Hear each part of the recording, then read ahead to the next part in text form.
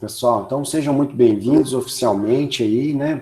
Boas-vindas a todos a essa nossa aula do curso de extensão aí que a gente está desenvolvendo aqui dentro da graduação em músicas, tanto do bacharelado quanto da licenciatura. Tá? Esse curso, pessoal, é uma atividade de extensão, como eu falei na aula inaugural, uma atividade obrigatória agora, segundo os parâmetros do MEC. Tá? Por que ela é obrigatória? Porque se vocês não fizerem ela, além dela valer 15 pontos para todas as disciplinas, se vocês não fizerem ela e não tiverem esses 15 pontos, não tem problema. Os 15 pontos não é o que vai impedir, mas vocês precisam ter essa carga horária para poder se formar. É uma normatização nova do MEC e a gente está sempre se adequando a essas atualizações das diretrizes curriculares nacionais do MEC, tá? Então, sempre a gente vai ter, todo modo, agora essa atividade. Anteriormente, essa atividade não era obrigatória, mas agora, a partir de agora, ela passa a ser por uma determinação do MEC. Essa atividade, a gente já fazia ela, para quem é do curso aí, veterano, a gente já tem esse hábito de trabalhar interdisciplinaridade, só que aí agora a gente tem que trabalhar ela de forma extensionista, tá? Então, é um processo que a gente já fazia, só que a gente teve que adaptar um pouquinho para adequar a essa nova legislação do MEC, tá? Bom, então, dito isso, dessa necessidade de realizar essa atividade, quem não realizar essa atividade por algum motivo, por algum empecilho, alguma coisa, teremos a oportunidade de uma outra atividade substitutiva. Mas, como eu mesmo disse, não há como se formar aqui no curso se você não tiver toda a carga horária de extensão realizada. Igual como acontece com a ACC, igual como acontece com o estágio, com as disciplinas, você tem que estar com tudo preenchido, todos os componentes curriculares desenvolvidos aqui plenamente. Tá bem? Bom, pessoal, qual que é o tema que a gente vai trabalhar aqui? O nosso tema é a semiótica aplicada à música, tá? Então, a gente vai trabalhar os signos, os símbolos e os ícones presentes em obras ao longo da história da música popular brasileira, tá? E aí algumas pessoas podem confundir. Poxa, signo? Você vai falar de signo? O que é signo do zodíaco? Na verdade, não. Na verdade, não tem nada a ver, ou às vezes não se refere exatamente aos signos do zodíaco. Não é bem isso. Tá? E algumas pessoas falam assim, poxa, mas o que é semiótica? É um óculos só com uma lente? Ou é olhar uma coisa só com um olho? Uma semiótica, uma visão pela metade? E também não quer dizer isso. A gente chama de semiótica o estudo da semiologia. Tá? Esses signos também, eles se referem a exatamente esse estudo da semiologia, que vem do grego, que é um estudo que a gente utiliza alguns elementos da comunicação, para poder desenvolver a nossa compreensão do mundo. Tá? Não se aplica somente à música, tá? Ela vai além da música, ela vai na pintura, nas artes, na linguagem, na língua, nas formas, e agora, principalmente agora que a gente está vivendo com esse boom das tecnologias, que alguns chamam de tecnologias da inteligência, ou tecnologias digitais da informação e da comunicação, os celulares, o computador, que a gente está aqui vivenciando, alguns estão pelos celulares, e outras tecnologias que estão emergindo aí, smartwatches e outros mais, que são tecnologias de comunicação. Mas vale lembrar que a primeira tecnologia de comunicação que foi desenvolvida pela humanidade, pelos seres humanos, e até há quem diga que foi aí que se constituiu o ser humano, foi a tecnologia da fala. A fala é uma tecnologia básica que foi desenvolvida aí para a gente poder trabalhar. E a partir desse processo tecnológico, né, que a fala, com essa linguagem, né, desenvolvida, a gente começou também moldar o nosso pensamento. Veja que muitas pessoas, como eu, por exemplo, às vezes se pegam falando sozinho, né? Não é porque a gente é louco, né? Espero que vocês não achem isso de mim. Mas é porque a gente fala com os nossos pensamentos, a gente pensa falando, né? Ou fala pensando, né? A gente desenvolve o nosso pensamento hoje em dia através do aspecto da fala. Ela é tão importante que ela infere na forma como a gente pensa, como a gente lida, né? E isso foi se desenvolvendo, né? Esse processo, né, da semiótica, ela vem para nos ajudar com esse processo de entender, né, o aspecto da comunicação, o aspecto das linguagens.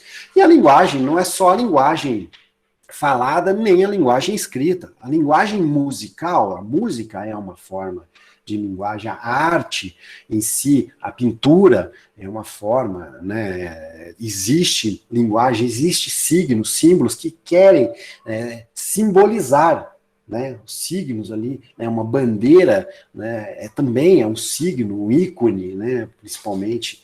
Né, então, exatamente esses elementos que fazem parte aí desse estudo que a gente vai fazer frente à música. Porque a gente, enquanto músico, pessoal, a gente muitas vezes se atém muito ao aspecto da teoria musical, que é importantíssimo, é fundamental. A gente tem essa necessidade de se trabalhar a teoria musical para entender o aspecto técnico de produção, né, de performance, de composição, de arranjo, de transcrição, de transposição, né, de adaptação da música, importante para a gente enquanto músicos. Mas a música não se resume apenas a isso, né? Essa parte técnica é fundamental, mas ela não se resume a isso, né? Grandes compositores, grandes intérpretes, eles têm essa carga, mas eles vão além. Eles precisam ir além para poder interpretar as suas obras, para poder destacar as frases musicais de forma contextualizada, de mostrar aquela obra tal como o compositor talvez queira mostrar, ou enquanto compositores, né, é importante a gente saber como fazer, como trabalhar, como contextualizar historicamente a nossa arte. Tá? Eu gosto de uma fala da Lúcia Santaella, que é uma das grandes semioticistas que a gente tem no mundo, né, é brasileira, inclusive dá aula na PUC, tem um programa de semiótica, tem um programa que trabalha as tecnologias também sobre esse ponto de vista. Eu tive a oportunidade de fazer um mestrado junto a essa professora que trabalha, que é uma referência, né, da semiótica, que estudou muito a semiótica, principalmente a semiótica persiana, né, que a gente vai trabalhar aqui, e ela fala, né, a arte, ela não é isenta, ela não é uma coisa isenta, ela não é uma coisa desprovida, por exemplo, de ideologia ou de pensamento, ou de aspecto político, ou de contextualização histórico e social. Ela sempre está naquele meio, né? Aí você pode falar, não, mas aí tem aquela música lá chamada punk, lá na década de 70, lá na Inglaterra. Existe, mesmo ela querendo negar o aspecto político e indo para o anarquismo, ela estava trabalhando dentro desse aspecto. A música do Schoenberg também é uma música que mostra muito aquela época da Primeira e Segunda Guerra Mundial, né, em que, né, a Europa estava toda destruída. E aí, o que acontece? Eles vêm com uma tendência musical que tenta negar o chão da música. O chão da música é o tom. Eles estão tentando negar o tom, né? A todo momento. Então, a música, ela se contextualiza de alguma forma, tá? Com a realidade. Ela tende a mostrar a realidade de alguma forma. Principalmente quando ela é se constitui como produto, não se constitui como produto meramente comercial, mas sim produto, ou um elemento, melhor dizendo, artístico. Bom, então vamos lá para a semiótica para vocês entenderem o que é, né? E aí vale destacar que não é signo zodíaco e não é olhar com um olho só, ou com um monóculo, uma luneta, um objeto. Semiótica vem desse aspecto do estudo dos símbolos, signos e ícones, tá? Que estão presentes na música, como também em qualquer forma artística e também na natureza, tá? Então a gente vai pensar aqui o que é semiótica, do que ela se ocupa e qual a metodologia usada pela semiótica. É uma ciência que vem nos ajudar a tentar entender, né, o como a gente percebe as coisas, tá? Então, ela vem para nos ajudar de forma estrita a trabalhar como a gente entende a cultura, né? As artes clássicas, a pintura, a música, a escultura, o teatro, a dança, as artes contemporâneas, instalações, exposições, fotografias, cinemas, né? As artes performáticas, né? Ela nos ajuda também a entender os sistemas multimídia, analógicos e digitais, tá? Por exemplo, como a internet. A internet, hoje em dia, é uma fonte inesgotável para a gente poder aplicar a semiótica e pensar. Essa própria atividade que a gente está trabalhando aqui pode ser alvo de um estudo semiótico. Tá? Eu estou usando uma linguagem, vocês estão me ouvindo, vocês estão vendo algumas imagens, a gente pode estar interagindo aqui, né, tanto pelo bate-papo. Veja que o bate-papo, por exemplo, não é uma coisa que a gente tem numa palestra tradicional, né? Tem o cochicho ali aqui, mas a pessoa que está fazendo a palestra geralmente não tem acesso aos cochichos, né? E aqui vocês têm uma conexão direta comigo. Então, quer dizer, é diferente daquele processo natural. Temos as religiões também, né? O aspecto das religiões também pode ser, né, utilizado, né, utilizar-se da semiótica para a gente entender os signos, os símbolos, os ícones utilizados ali na região, o que significa cada procedimento, o aspecto, né, dos cultos, né, a gente pode pegar, por exemplo, uma religião lá da época dos gregos ou dos romanos, o que significava cada um daqueles elementos, dos egípcios, né? O que era aquilo, o Deus Sol, aqueles símbolos todos, aqueles hieroglifos que estavam ali na parede, o que aquilo significava. Então, semiótica também nos ajuda com o aspecto da interpretação histórica. Né? As ciências também, né? A semiótica nos ajuda a trabalhar as ciências, né? Visto que, muitas vezes, por exemplo, a ciência mais cartesiana, vamos colocar assim, as ciências desenvolvida pelo aspecto do racionalismo, né, desenvolvido lá para o René Descartes, ela se configura como uma tentativa de entender a realidade em forma de um relógio, uma lógica, né, onde os meios, né, estão atrelados aos fins, tá? Aquele termo penso logo existo, né? Então, quer dizer, a semiótica também se atém a entender como as ciências se desenvolvem. Então, a semiótica pode olhar, né, para as ciências com esse aspecto epistemológico também. Né? Se alguém não estiver entendendo alguma coisa, ou quiser que eu repita, ou tiver alguma dúvida, pode me interromper aí, tá? Manifestações culturais, tá? É importante também salientar que ela pode ser trabalhada, né? O folclore pode ser trabalhado de forma também a termos a semiótica como uma lente para poder enxergar e tentar entender esse processo, ok? Bom, aí chegamos aí ao signo, tá? O signo é aquele que eu falei para vocês, não tem nada a ver com o signo do zodíaco lá, mas pode até ter a ver, a gente pode até tentar utilizar a semiótica para tentar entender como que funciona aquilo lá, mas não é o nosso caso aqui, a gente vai utilizar o signo no contexto musical, para a gente tentar entender os aspectos musicais a partir do signo. Um objeto imediato que, né, se mostra como um objeto dinâmico, né? Por exemplo, uma frase musical, né? Aquele motivo inicial da Quinta Sinfonia do Beethoven, tananana, tananana, é um objeto imediato que se configura como um objeto dinâmico, né?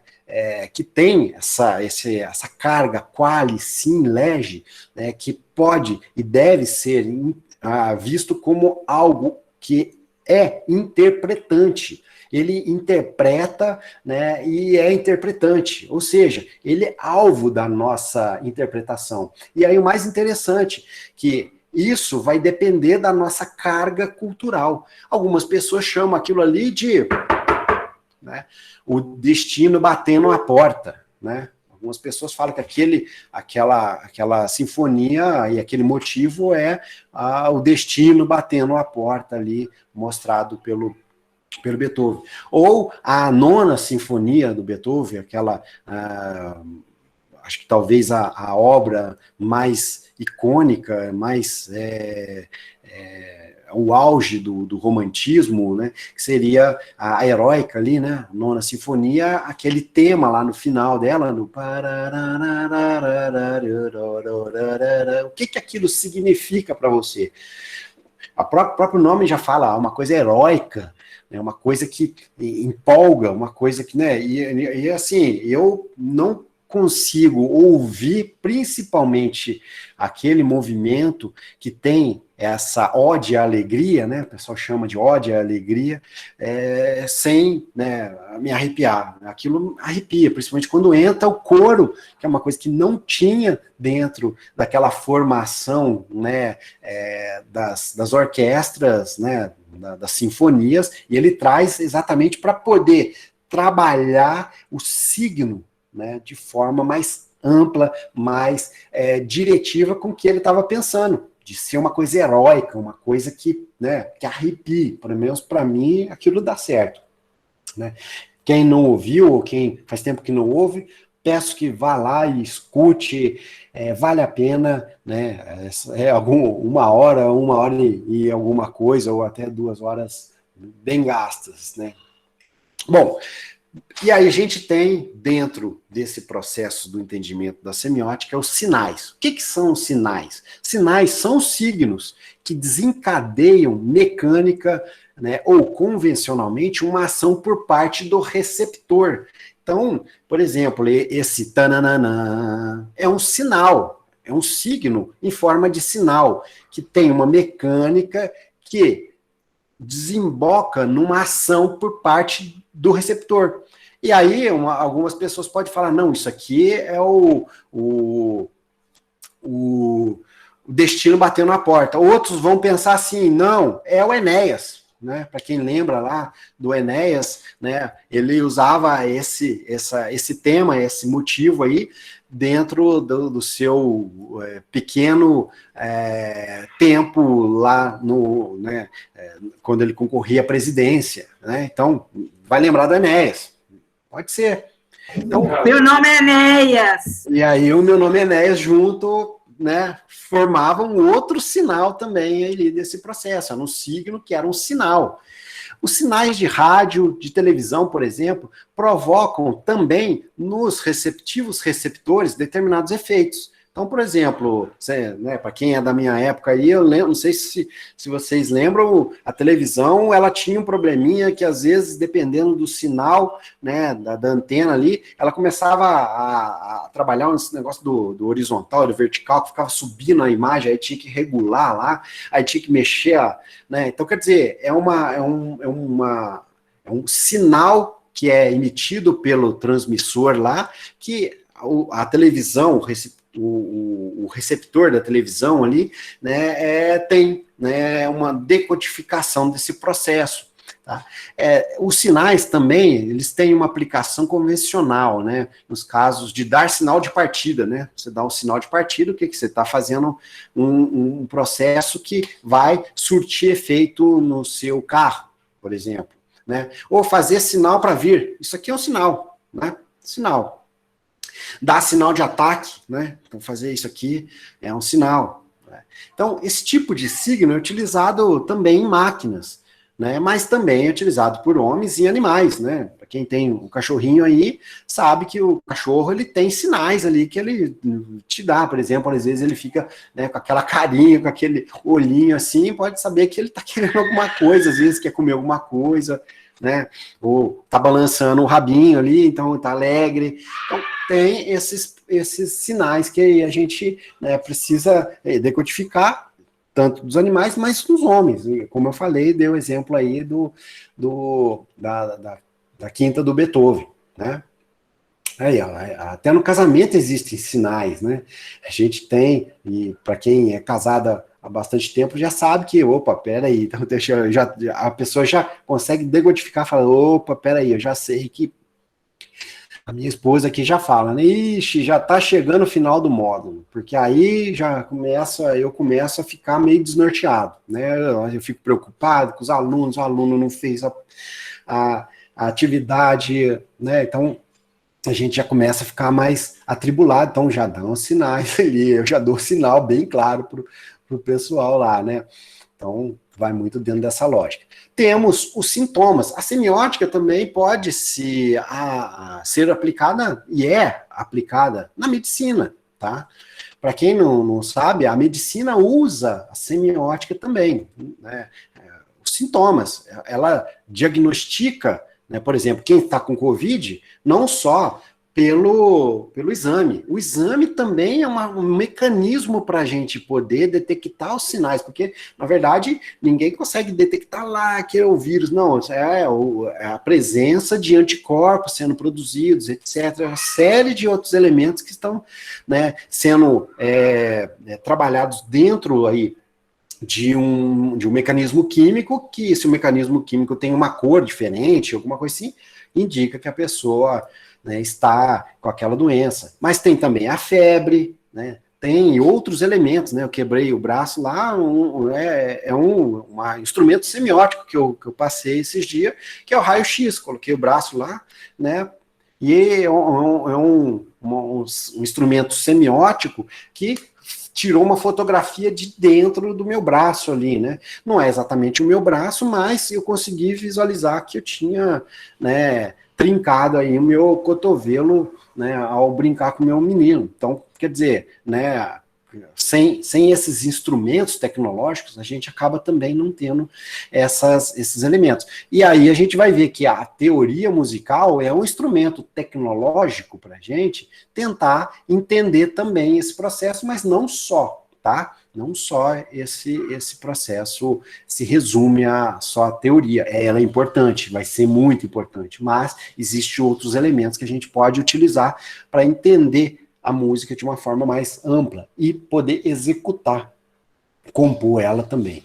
Então, os sintomas são signos compulsivos, não arbitrários, em que o significante está associado ao significado por um laço natural. Uma síndrome é uma configuração de sintomas, né? Assim, uma febre é um sintoma de uma doença. Né? Eu posso estar tendo febre, eu posso estar com Covid, mas eu posso estar tendo febre e estar com outra doença, né? Com outro indicativo, aquilo ali é um sintoma. Né? A geada noturna é um sintoma de que a temperatura atmosférica desceu a 0 graus centígrados. Né? Aqui na minha terra aí fala, né, por exemplo, nuvem baixa, sol que racha. Né? Quer dizer, se está neblina de noite ou de manhãzinha, de madrugada, pode saber que naquele dia, ao meio-dia, é sol que racha mesmo. Né? Então, aqui tem pessoal aqui da roça fala muito isso, né? Nuvem baixa, sol que racha. Né? Então, né, tem muito esse processo. Né? Aqui também a gente tem muito isso, a gente para, de repente, aquele cheiro de poeira, né? A cheiro de poeira que está chovendo em algum lugar, levantou o pó e está vindo, então vai chover, né? Então tem muito isso, ou às vezes as pessoas falam, olha lá, sinal que vai chover é que os passarinhos estão tudo correndo para lá, então alguma coisa vai acontecer. Então são sintomas aí que a gente consegue perceber, né? E que né, podem nos dar dicas de determinados elementos. Então, sintomas também são signos, tá? Ícones. O que são ícones? São signos em que existe uma semelhança topológica entre o significante e o significado.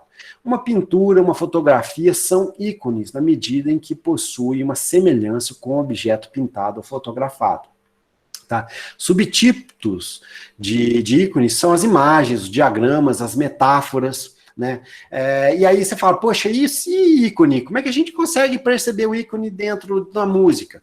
Para quem já ouviu, por exemplo, uma obra, né, do Wagner, aqueles poemas sinfônicos do Wagner, vale destacar que ali a gente tem alguns ícones chamados leitmotivs, né, que são pequenos motivos que representam um personagem. Tá? Então, ele trabalha isso, ele fez aquela obra baseado num poema, numa obra literária, e que aí ele tenta descrever aquilo, né? A gente viu isso, né? Vocês já devem ter visto, ou vão ver isso lá na história da música, né? No Barroco também tinha muito essa ideia, né? De tentar significar, né? Tem a teoria dos afetos, que tentou sistematizar esse processo junto às composições musicais, onde tinham determinados procedimentos musicais que representavam determinadas coisas. Um exemplo interessante para a gente observar, por exemplo, um ícone dentro da música do Johann Sebastian Bach, era aquele procedimento de que toda vez que ele cruzava as vozes, que é uma coisa que teoricamente a gente tenta evitar o máximo possível, né? Cruzar a voz, por exemplo, fazer um tenor cantar mais agudo do que uma contralto, né? Coisa que a gente evita fazer isso, né? Até para não magoar e não, né, eles, né? É uma coisa que ele fazia, mas por quê? Porque era o exato momento da crucificação de Cristo dentro da literatura ou do aspecto né, da igreja lá, né, o momento que ele estava cantando, e a igreja, né, a celebração era toda cantada, e o momento da crucificação ele cruzava as vozes. Então, tinha esse aspecto também. Então, são exatamente esses elementos, esses primeiros elementos, que também podem ser chamados como ícones dentro do aspecto musical, e que a gente pode tentar decodificar isso dentro da música. Vocês estão vendo que eu estou dando sempre exemplos de música erudita, porque a ideia de música de concerto, né, ou música sacra também, porque depois a gente vai tentar trazer esses elementos aí, essas ideias dos signos, dos ícones, né, dos símbolos, para dentro do aspecto da música brasileira, da música popular brasileira, para a gente fazer esse exercício. Então eu trago os exemplos aqui da música sacra, e aí vocês podem ir fazer esse exercício lá na música, né, de concerto também. Nossa, é super legal. Mas a ideia é a gente ter alguns exemplos que eu estou dando aqui da música de concerto, mas depois para a gente tentar fazer esse exercício dentro da música, da história, dentro da história da música popular brasileira. E aí esse processo vai agregar conhecimentos para vocês, para que vocês possam entender esse processo, tá? E possam utilizar isso também nas suas composições, nas suas interpretações também é importante. Isso aqui é fundamental para o intérprete, tá? Ou nas suas aulas de música, né? Isso é importante para vocês começarem a trabalhar a apreciação atenta, tão destacada pelo Suanik, né, para o desenvolvimento musical, né, e é fundamental para a gente poder desenvolver os nossos alunos dentro desse aspecto, na musicalização, né, seja na musicalização, seja no ensino do instrumento, do canto, etc. Ou para nós mesmos, né. Então, os índices são signos em que o significante é contíguo ao significado. Um tipo importante de índice são os deíticos, ou as expressões que se referem demonstrativamente como este aqui, este aí, aquele ali. Os números nas fardas, né, aquele símbolo das fardas dos soldados são índices. Aquilo indica, né? Aquilo indica alguma coisa, né? E aí, aquilo ali mostra também uma relação entre, né, os próprios soldados ali, né? Então, isso também é importante e define uma certa hierarquia. Então, que aquilo ali significa muito, né? para o pessoal que está dentro, por exemplo, da polícia ou do exército, né? O relógio também é um índice do tempo, né? E aí a gente observa, né, as várias formas que o relógio pode ter, né? Então, os símbolos são signos, né, em que, não havendo uma relação semelhança ou contiguidade, há uma relação convencional entre representante e representado. Os emblemas, as insígnias, né, os estigmas, são todos símbolos, né? A relação simbólica é sempre intencional, isto é simbolizada, é uma classe de objeto definida por propriedades idênticas. Tá? Então, são elementos que a gente está utilizando, e aí eu trago para vocês aqui esses pontos, para vocês pelo menos entenderem superficialmente, mas de forma completa, né, o que a semiótica se atém. Tá? Alguns elementos aí a gente vai usar mais dentro da música, outros a gente não vai usar tanto.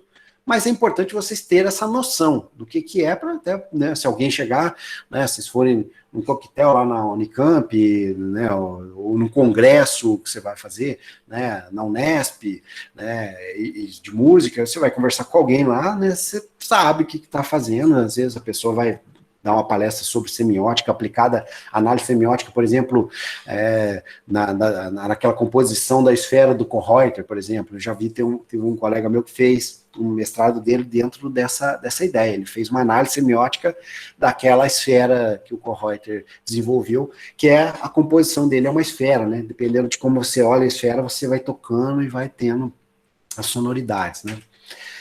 Os nomes são signos convencionais que designam uma classe existencial, né, extensional de objetos, enquanto os signos que designam internacionalmente e fazem mediante uma propriedade como objeto, os indivíduos que chamam Joaquim apenas têm um nome em comum, né, mas a gente, né, o Joaquim, aquele Joaquim, né, às vezes vai ter uma conotação, o nome Joaquim daquela pessoa é diferente do outro Joaquim, né.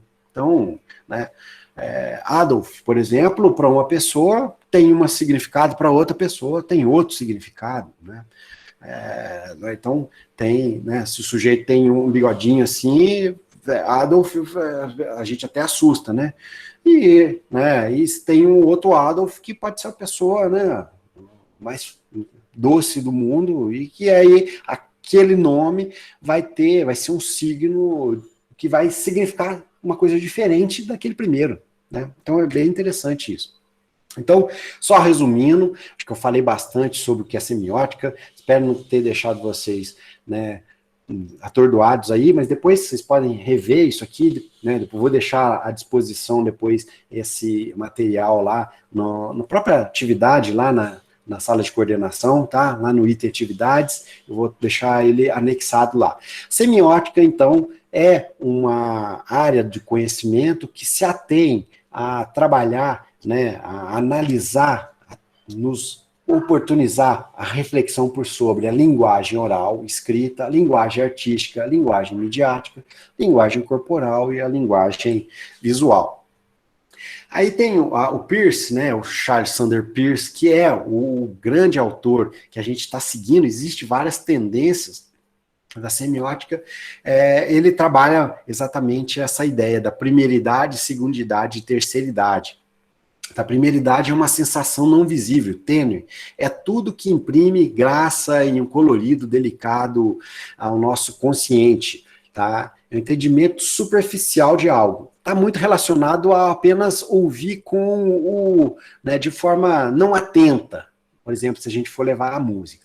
A segundidade é uma percepção dos eventos exteriores, da matéria, da realidade concreta, da qual estamos constantemente em interação. É uma compreensão um pouquinho mais profunda dos significados em relação à primeiridade. Aí a gente começa a perceber, é uma música, né, ela não é só um barulho, é uma música, ela tem, né, umas escalas aqui, ela tem uns acordes, o timbre é doce, o timbre é mais... né? Mas aqui ainda está num plano ainda de entendimento da música que não é um plano mais profundo, que só a gente vai ter acesso quando a gente entra no aspecto da terceiridade, tá? Que se refere ao extrato inteligível da experiência. Aí a gente começa a perceber, opa, peraí, isso aqui é o destino batendo na porta, para mim é isso. né, o significado dos símbolos, a esfera da representação, da simbolização, né, está de uma forma mais presente, mais contundente. A gente precisa de uma audição mais atenta, ou até de uma compreensão mais densa daquela peça que a gente está tocando, para a gente poder expressar aquele processo ali que está sendo desenvolvido ali. Tá? Uma fuga, por exemplo, são várias vozes, uma correndo atrás da outra, então a gente precisa trabalhar aquilo de uma forma mais ampla. Nesse âmbito, a terceira idade, dentro do aspecto musical, se realiza na elaboração intelectual, não só dos aspectos teóricos, que a cinquundidade trabalha muito bem, mas dos aspectos da vivência, das referências que a gente tem na nossa constituição enquanto seres que pensam, que vivem e que têm referências. É a nossa carga cultural, como diria os teóricos aí que estudam o aspecto cognitivo, é um capital cultural, né? Então, como diria o Pierre Bourdieu, é baseado no nosso capital cultural, na nossa experiência prévia. Um exemplo disso é uma historinha que eu vi num documentário sobre música, muito interessante, em que eles entrevistam um grande músico do Oriente Médio, né? E aí ele é levado para a Europa, e chegando na Europa, acho que eu devo ter contado isso em algumas aulas aí, levando para a Europa, ele viu uma orquestra, e aí chegou depois, o maestro falou, e aí, qual o movimento você gostou mais? Ele falou, dos 4 movimentos eu gostei mais do primeiro. Ele falou, mas como 4? A gente só tocou 3. Não, mas teve um primeiro lá, o pessoal estava fazendo no começo. Ele gostou mais da orquestra afinando, né? Por quê? Aquele tanto de microtons sendo tocados, que coisa que acontece na música do Oriente Médio, né? Então, aqueles microtons sendo tocados na hora de afinar a orquestra, os músicos afinarem ali, ele achou mais interessante, porque estava mais próximo dentro das referências, do capital cultural dele, e ele conseguiu decodificar e entender alguma coisa daquilo ali, que aquilo significou para ele. Tá? Então, é importante a gente poder trabalhar esses aspectos para poder vocês entenderem o que a gente vai fazer. A gente vai trabalhar dentro desse processo um aspecto de apreciação mais atenta. Tá? Bom, aí, né, o símbolo universal, né, isso aqui significa para todo mundo, né, perigo, né? Signos particulares, nós temos aí, por exemplo, isso aqui, para quem é da área da eletrônica, vai entender isso aqui perfeitamente, da física, da parte elétrica, vai entender perfeitamente. Isso aqui também é muito, muito comum, né? Enquanto mensagem, né? Proibido fumar, tá? Né? Ou se você colocar junto esse símbolo coadjuvante, né, da mensagem, fica mais notório aí, né? Então, a gente vai ver esses elementos dentro desse processo da música. Tá? E aí, vale destacar, e eu acho que aí eu vou trazer isso na aula que vem, né, essa continuação na aula que vem, que aí eu vou trazer a aproximação de como o Suanik entende esse aspecto semiótico, tá? Porque o Suanik também é um grande pensador, só que do aspecto musical, mas que se atém também à importância de utilizar a semiótica para a gente poder entender a música em si. Para que vocês possam, né, ilustrar e exercitar esses elementos aqui sobre o aspecto musical, eu gostaria de dedicar 2 obras para vocês ouvirem, tá? A primeira obra, né, vou colocar o link aqui para vocês, ó, né, é a obra bem interessante, que deixa eu achar ela aqui, é a Sagração, um trechinho da Sagração da Primavera do Stravinsky, mas não é ela puramente musical, não. Eu vou trazer ela no formato de música e de desenho animado, tá? E já deve ter visto aí esse desenho animado da Sagração da Primavera. A Sagração da Primavera lá do filme da Fantasia do Disney, tá? Lembro. Bem interessante. Eu vou deixar vocês aqui para vocês ouvirem, e aí vocês vão perceber que o autor, né, do desenho ali, o Walt Disney e os seus ilustradores, eles fizeram essa decodificação dos símbolos, signos, ícones musicais para o desenho animado, né? A Sagração da Primavera, né, trata exatamente do surgimento do universo, da Terra, né, da vida, né, em ebulição ali. E aí eles pegaram esse trecho, não só esse trecho, os outros trechos, mas eu acho esse trecho muito, muito significativo para a gente poder entender isso aí, tá? E aí eu vou pedir, eu não vou passar aqui a Sagração da Primavera aqui, porque eu acho que não fica legal eu transmitir aqui, né? Vocês vão perder timbre, vocês vão perder, né, sincronia entre o som e a imagem. Então eu peço agora que vocês acessem esse link, tá? Tá aqui no bate-papo, tá? Eu coloquei aqui no bate-papo, ele já subiu aqui, eu vou colocar de novo, tá? Tá aqui, ó. Ou só vão lá no YouTube e digitem lá, Rite of Spring, Fantasia, tá? Vocês vão ver exatamente a ilustração desses símbolos, signos musicais pelos desenhistas, tá? Então, é uma interpretação, é uma forma de se interpretar de forma semiótica aqueles elementos, ok? A gente ainda não vai aplicar ao aspecto da música popular ainda, porque a gente está criando, como eu disse para vocês, essa base. Aí, a partir da aula que vem, a gente vai começar a exercitar esses elementos dentro da música popular, tá? Pessoal, alguma dúvida? Eu falei demais, né? Falei muito rápido. Alguém quer que eu volte? Quer que eu comente algum ponto, né? A Silvana, não chora não, Silvana, né?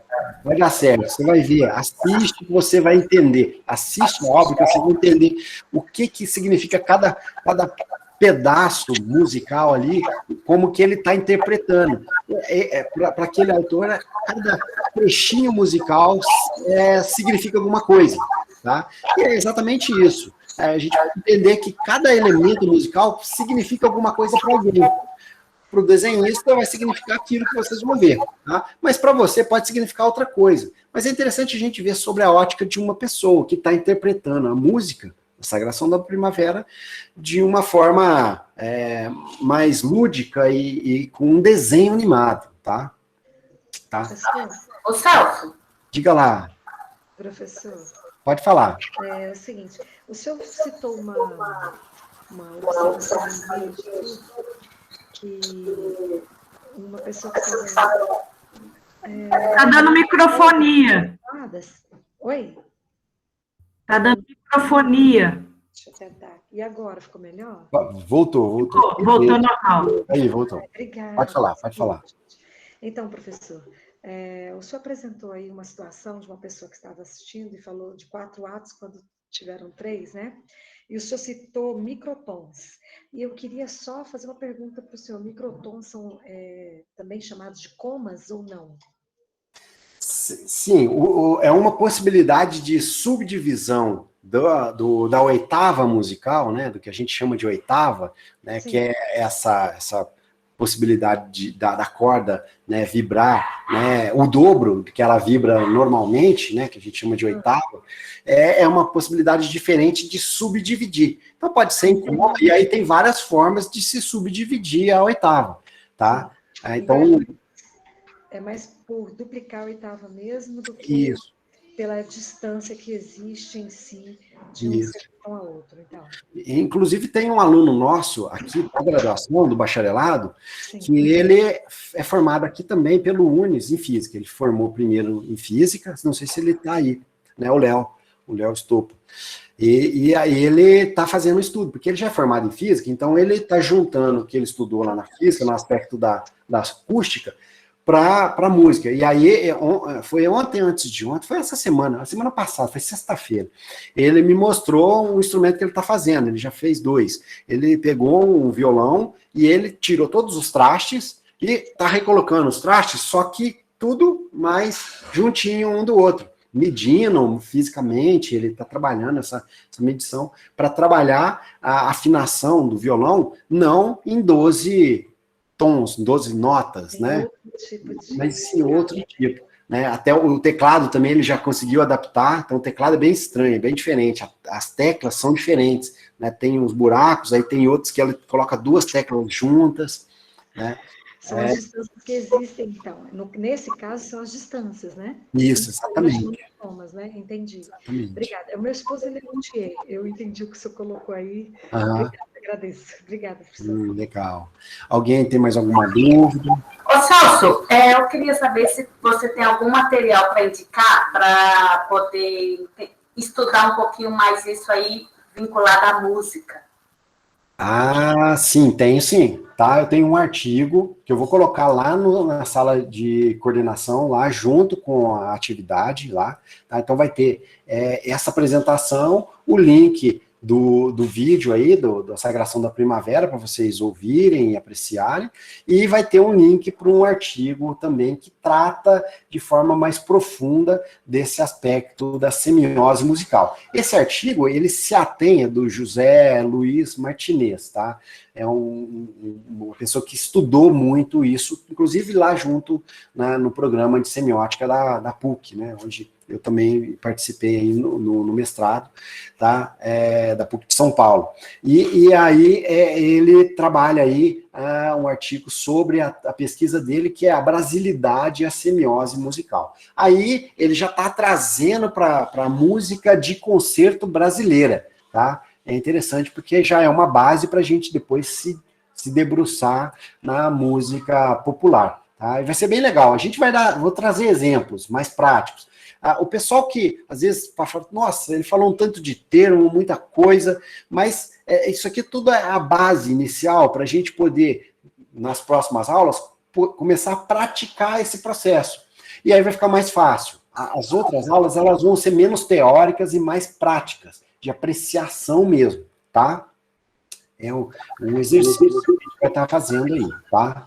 Beleza, obrigada. Celso, então, se me permite perguntar, a semiótica, então, seria uma forma de entendimento simbólico da música, é isso? Uma forma de desenhar a música, uma simbologia musical, seja por desenho, por símbolos manuais, melódicos, tudo? Ou por falas, né? Ela é uma ciência que geralmente ela tende a significar aquilo que a gente sente ao ouvir a música. Aquilo que a gente entende, né? O que vem à cabeça da gente quando a gente ouve uma música. Quando você ouve uma música, você fala, puxa, essa música, esse acorde me lembra o Jimi Hendrix, esse acorde me lembra Stravinsky, sabe? Isso aqui, sabe? Esse acorde me lembra melancolia. Esse acorde ou essa melodia aqui me lembra o destino batendo na porta. Ou essa melodia é heroísmo, como a nona do Beethoven. Então, isso tudo, ela tende a nos mostrar, né, o que a gente sente. É uma forma da gente poder tentar entender, entre aspas, o que a gente sente, o que a gente pensa ao ouvir uma música. E aí, a gente começa a trabalhar os significados da música, para quando a gente for tocar uma música, a gente poder mostrar melhor isso. Você vai fazer um arranjo, uma gravação, né? E aí você vai ver, opa, peraí, por que eu vou utilizar na minha gravação esse timbre? Por quê? Porque ele significa alguma coisa. Ele me lembra determinado estilo, me lembra determinados músicos. Por que eu vou trabalhar esse groove, né? No caso, para o músico, né? Por que eu vou trabalhar esse tipo de pegada de baixo? Para que eu vou trabalhar essa articulação na hora de desenvolver lá o meu coral, né? Hein, Celso? Exatamente isso. Para nos encaminhar a uma melhor interpretação, né? Pelo que eu entendi, tipo assim, eu vou produzir uma música com estilo década de 80, 70, eu vou usar um vibrato, né? Porque a linguagem da época era essa, né? Exatamente. Justamente, realmente, para nos tornar mais sensível. Exatamente. Vou contextualizar. Então, vou fazer um vibrato, né, contextualizado, vou tocar uma música mais voltada para o jazz, não vou fazer um vibrato de rock. Ah, vou trabalhar na música de concerto, no violão, não vou fazer um vibrato de jazz, né, vou trabalhar outro tipo de vibrato. Né? Então, ou vou desenvolver um vibrato que se contextualiza com aquele estilo, para mostrar, para definir aquele processo e significar para quem está ouvindo. Né? Você vê grandes intérpretes, né?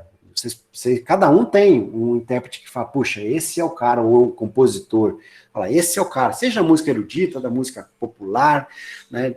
Você fala, puxa vida, mas por que ele é o cara? Não é porque ele só mexe os dedos de forma ágil, né, ou que ele tem uma potência de voz, é porque ele interpreta, ele traz, ele mostra signos e símbolos ali através da música.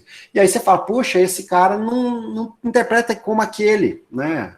Não é, né? Esse cara toca essa música, mas não fica igual, e é a mesma música, né? Então, é exatamente isso que a gente vai trabalhar aí, tá? A ideia básica é essa.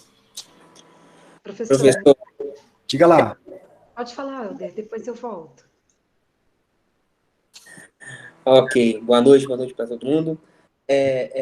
Boa noite. A gente fez uma atividade professor, acho que quase 2 anos atrás. Era mais ou menos isso que você está falando, né? O sentimento, então, que a música para a gente. E, então, a semiótica, então, seria um estudo mais aprofundado daquela atividade, correto? Exatamente. Aí a gente está trazendo uma teoria para começar a sistematizar exatamente aquela outra atividade. Aquela outra atividade foi uma atividade mais superficial, que a gente fez há um tempo atrás aqui no curso. Agora não, agora a gente vai trazer e vai utilizar uma teoria como base para a gente poder analisar. Pode ser semiótica, mas existem outras teorias, tá, que você pode utilizar ali também. Tá? Mas a semiótica é uma que ela se encaixa muito bem nesse processo. Tá? Professor, diga, Jorge. Quando fala da semiótica, eu posso também estar aplicando ela na parte de produção musical. Por exemplo, quando a gente usa um determinado plugin que alguém falou dos anos 80, e eu quero fazer uma mixagem que vai induzir o ouvinte a entender, enfim. Eu também posso aplicar isso na produção. Pode, exatamente. A produção musical, ela utiliza exatamente isso, né? O produtor, ele é um mago de trabalhar exatamente esses processos, né? Ele nunca vai colocar um timbre X, né, daquele DX, né, dos teclados. Eu não entendo muito teclado, não. Estou lembrando só do DX, aquele teclado que o saudoso que nos deixou aí o Chick Corea usava, que é um teclado que ele tocava em pé, parecia uma guitarra, assim, né? Tinha um som específico, né? Ou uma guitarra com coros, né? Numa música que ele quer remeter à década de 70. Então, quer dizer, a roupagem da década de 80 era uma, né? A década de 70 é outra, né? Significa outras coisas, né? Para quem é da área dos efeitos, da produção musical, né, vai entender esses termos que eu estou tentando utilizar aqui, né, exatamente. O produtor, ele é um cara da semiótica, consciente ou inconsciente, né, se ele tem consciência da semiótica, beleza, mas se ele não tem, ele trabalha esses elementos, independente da semiótica. A semiótica é um instrumento, tá? Sim. E o Celso? Diga lá. Por exemplo, a gente trabalha com gravação, o cara vem produzir um CD com a gente, ele canta um estilo rock and roll e veio outro produzir no estilo do Amado Batista. Pronto. O estilo musical de cada artista, eu não posso colocar um fraseado de rock and roll no estilo do Amado Batista, né? Exatamente. Tem que interpretar aquele estilo dele, aqueles acordes, aquela sequência mais simples. Isso tem a ver com essa interpretação, né? Exatamente. É o exemplo que eu estava vendo esses dias aí da entrevista do Sidney Magal, né? Liguei a televisão, aí estava o Sidney Magal falando, eu não sabia que o Sidney Magal era primo do Vinícius de Moraes, poetinha. E aí ele falou, não, eu cheguei lá, eu era moleque, cheguei pro Vinícius e cantei umas músicas para ele, e aí eu queria cantar bossa nova, porque eu já tinha um primo e tal, né? Pensei que eu já ia estar. Aí o Vinícius falou assim, cara, você, bonitão desse jeito, desse tamanhão, com esse vozeirão, vai cantar bossa nova? Não vai dar certo. Porque a bossa nova é outro estilo, é uma coisa mais, né, delicada, uma coisa mais simples, né? Até o tipo do sujeito é outro. Falou, cara, vai cantar música popular de outro estilo. Vai não rola, né, professor? Não rola, né? Quer dizer, o cara já viu, opa, peraí, você tem, né, o perfil, outro perfil, né? Sendo que a galera que toca com o Amado Batista, o guitarrista dele faz uns esquemas por fora de jazz, de blues.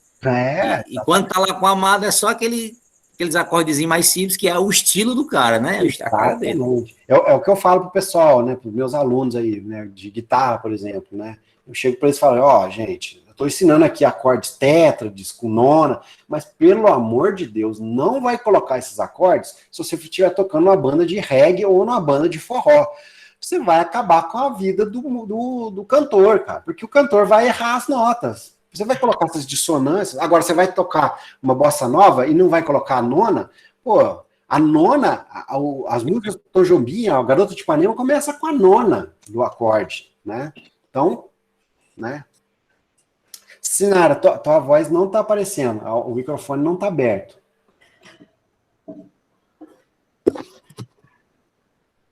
Não, professor, primeiro eu estava brincando lembrando do que o senhor falou aí do Sidney Magal.